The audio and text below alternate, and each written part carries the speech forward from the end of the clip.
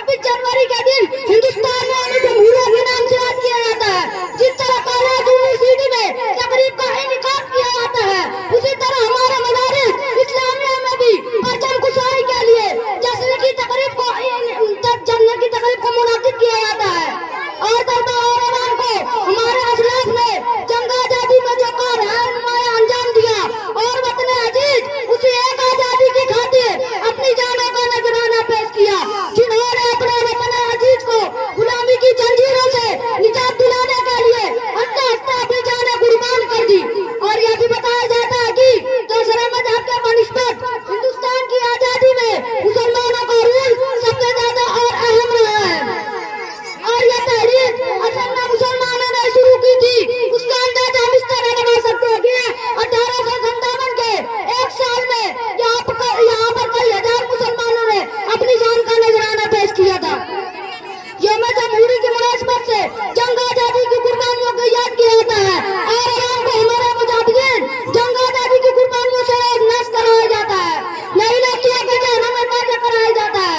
उन्होंने हमारे लिए कुर्बानियां इसलिए पेश की ताकि हम आजाद फिजा में सांस ले सकें। जब हमें आजादी मिली तो जो कानून मुल्क के लिए बनाया गया उसमें हर मजहब और मिल्लत के लोगों को अपनी अपनी मजहब पर चलने की आजादी अदा की गई।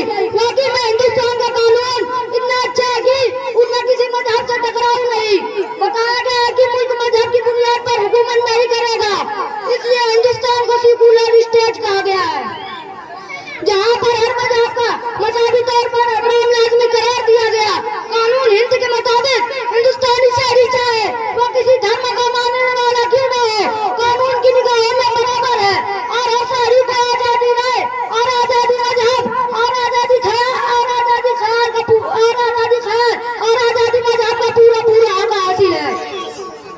दस्तूर हिंद में अकलियतों को भी उनका हक दिया गया कि वो अपनी अलग तालीमी इदारा कायम कर सकते हैं और अपने मजहब, तमद्दुन और जबान को दे सकते हैं। लेकिन अफसोस होता है कि बराबरी हुकूक के बावजूद भी आज मुसलमानों पर जुल्म सितम के पहाड़ टूटे जा रहे हैं। कभी घर वापसी के नाम पर, तो कभी लो जहाज के नाम पर, कभी गाय के नाम पर, कभी NRC का खौफ देकर जुल्म किया जा रहा है, कभी मस्जिद की आजाद पर सवाल उठाया जाता है, तो कभी भारत माता के नारा लगाने पर जोर दिया जाता है, तो कभी कुछ शिद्दत पसंद तंजीमों के जज्बे से अपनी मजहबी नारा लगवाने पर मुसलमानों पर जुल्म किया जाता है। उसके बावजूद किसी धर्मपसंदों के खिलाफ कोई कार्रवाई नहीं होती। अलगाजुल नारक का मुशाहिदा करने के बाद ये मालूम होता है कि मुस्लिम अक़लियत को आईन में मिलने वाले तमाम हुकूक से महरूम करने की मुकम्मल कोशिशें चल रही है और कोशिशों में वे कामयाब हो रहे हैं और हुकूमत तमाशाएं बनी देख रहे हैं। और हिंदुस्तानी मुसलमानों के लिए जरूरी है कि वो दस्तूर हिंद में मुताल्लिक़ जो किताबें दस्तबान में उनको पढ़ने की कोशिश करें। अब इस शेर के साथ मैं अपनी तकरीर को खत्म करता हूँ।